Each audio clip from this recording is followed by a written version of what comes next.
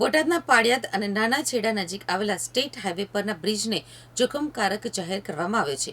કલેક્ટરે જાહેરનામું બહાર પાડીને આ બ્રિજને સંપૂર્ણપણે બંધ કરવાનો નિર્ણય લીધો છે. બોટાદ અને સુરેન્દ્રનગર સહિતના શહેરોને જોડતા આ મહત્વપૂર્ણ સ્ટેટ હાઈવે ઉપર બ્રિજ બંધ થતાં વાહન ચાલકોને 10 થી 15 કિલોમીટર લાંબુ ડાયવર્ઝન આપવામાં આવ્યું છે.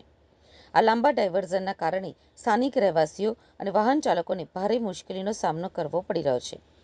પરિસ્થિતિની ગંભીરતાને ધ્યાનમાં રાખીને આસપાસના ગામોના સરપંચો એકત્રિત થયા છે. તેમની લાગણી છે કે બ્રિજની નજીકમાં જ ડાયવર્ઝન આપવામાં આવે.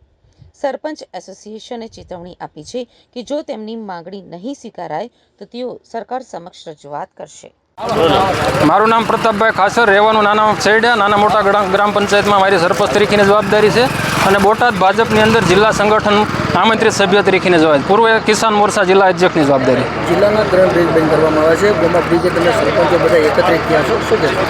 ખાસ તો આજના દિવસે કહેવાનું હોય કે આજની તારીખે 3 વાગ્યે બોટાદ R&B સ્ટેટ વિભાગ દ્વારા આ સ્ટેટ હાઈવે 21 જે છે એ બોટાદ અને સુરેન્દ્રનગર સાયલા કચ્છ મોરબી જિલ્લાને અને રાજકોટને જોડતો આ મેન રસ્તો છે. ફોરટેક રસ્તો છે. આમ તો આગળ ફોરટેક થઈ ગયો છે, થોડું કામ જ ફોરટેકનું બાકી છે.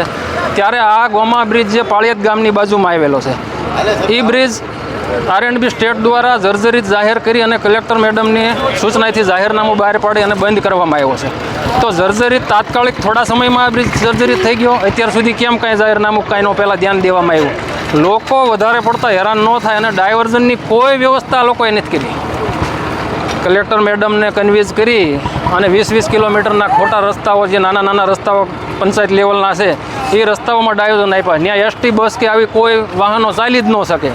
તો આ સુરેન્દ્રનગર બોટાદને જોડતી રોજની 20 થી 25 એસટી બસ આવે એ આજથી સદંતર બંધ થઈ જવા પામશે. એટલે લોકોને કેટલી મુશ્કેલીનો સામનો કરવો પડશે.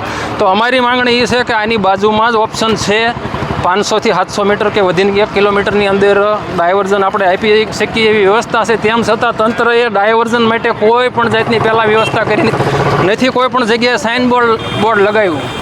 લોકો કેવી રીતે હેરાન થાય, ખાલી અધિકારીઓએ એની મનમાની એટલી કરી છે કે એમને જાહેરનામું પ્રસિદ્ધ કરાવી દીધું એટલે પુલને લોક કરી દીધો. એ લોકો છૂટા થઈ ગયા કે અમે તો ભાઈ બોર્ડ મારી દીધું, સાઇનનો બેરિકેડ લગાડી દીધા, રસ્તો બંધ થઈ ગયો. એમની કામગીરીમાંથી છૂટા થઈ ગયા. પણ હવે લોકો કેટલા હેરાન થાય તમે જુઓ, કેટલો ટ્રાફિક જામ થયો છે. એટલે અમારું કહેવાનું એ છે કે વહેલી તકે ડાયવર્ઝનને વ્યવસ્થિત કરવામાં આવે, ડાયવર્ઝન ટૂંકું આપવામાં આવે, કારણ કે આ પુલ વર્ષ દિવસ સુધી બંધ રહેવાનો છે એવું અમારી જાહેરાત આ લોકોએ કરી છે. આગામી દિવસોમાં માંગણી સ્વીકારવામાં આવે તો સરપંચો દ્વારા કેવી રીતે? અમારી માંગણી સ્વીકારવામાં આવશે. અમને વિશ્વાસ છે સરકાર જાગૃત છે. તંત્રના હિસાબે અધિકારીઓ રાજ્ય છે કોઈનું સાંભળતા નથી આ લોકો. એના હિસાબે સરકાર બદનામ થઈ રહી છે અને 100% થાય છે. નહીં થાય તો અમારું બોટાદ જિલ્લાનું સરપંચ એસોસિએશન છે, અમે જ્યાં જવું પડશે ત્યાં જઈશું.